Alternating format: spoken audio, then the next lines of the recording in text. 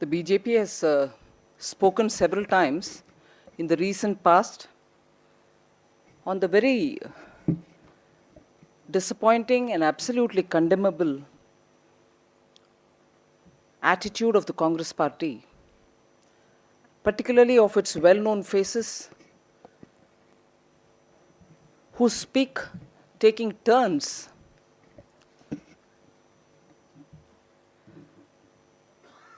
to insult the Indian army. The kind of questions that they would ask, the kind of aspersions that they would cast,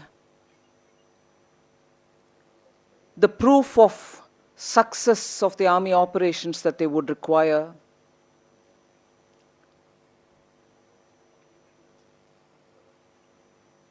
the shaming by calling names that they would take up, the choice of words that they would use, raises a very important question in our mind. And this not just last 1 week, and this not just last two months.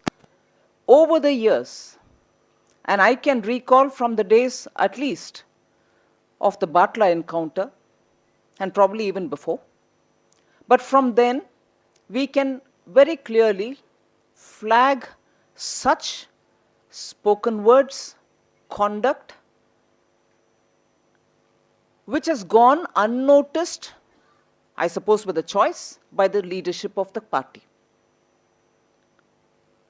The Congress party, it seems, and I'm questioning, I'm not attributing as yet, I'm questioning the Congress party seems to consistently, with the pattern, keeping in line with the pattern, questions the integrity of the Indian army, questions and names the Indian army to shame them and demoralize them.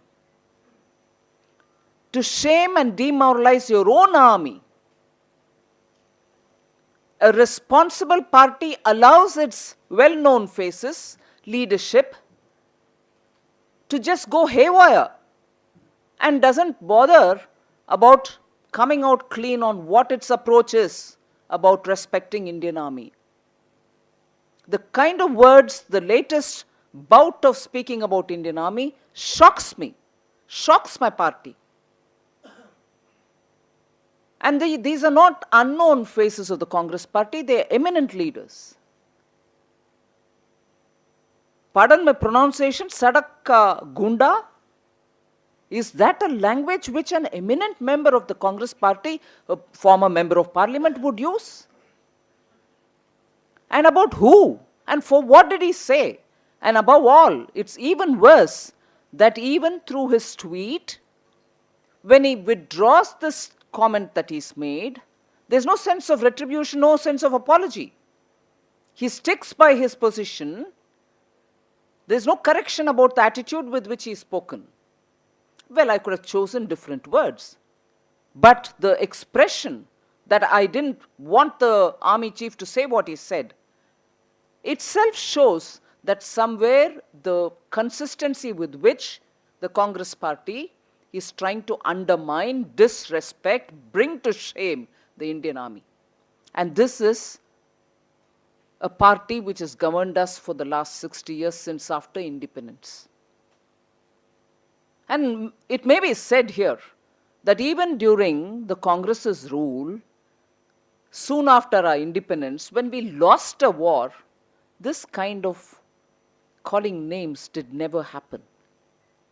But somewhere down the line, and I do not know from when it has begun, but clearly, as I said, I can recall from the days of Batla encounter, there has been complete consistency with which some level of leadership continuously talks about army, questions them, questions their operation, asks for proof, and then also wonders if what was done was right or wrong, not giving the army the benefit of doubt. Why benefit of doubt? Have the confidence that the Indian army is working in the interest of our people.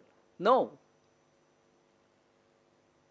To the extent that it becomes so useful for our opponents outside the country to raise it as, look, A discussion is happening about the Indian Army's attitude, their execution of their work, and giving leverage to our opponents outside.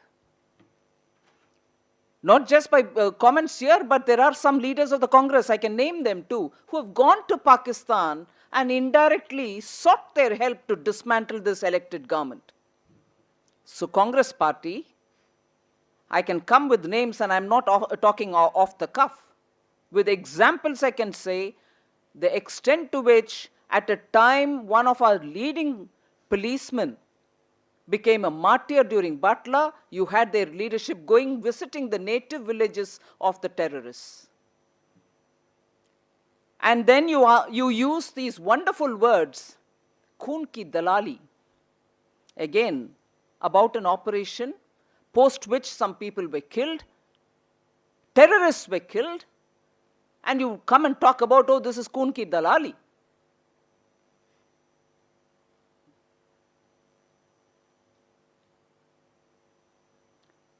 I wonder if there's a strategy of the Congress party to undermine the Indian Army, weaken our institutions, which is what they do in the parliament also. You see them with sometimes such sheer impunity, not just respecting the Indian institutions, but casting aspersions on many of them.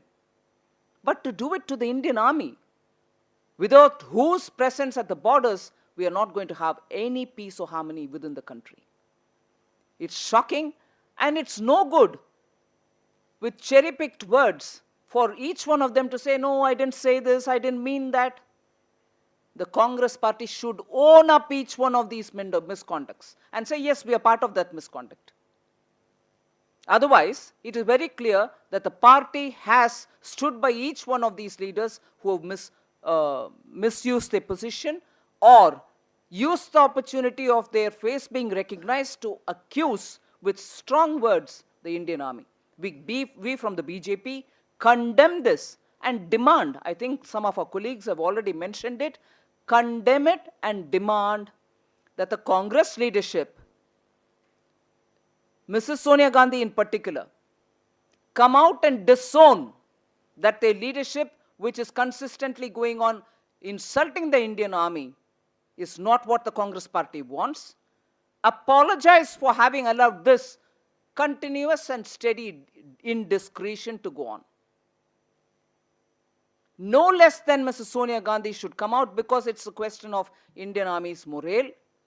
And it's just not the BJP which is asking. I'm sure the outrage is felt everywhere you go, that the Congress party today has gone to this level.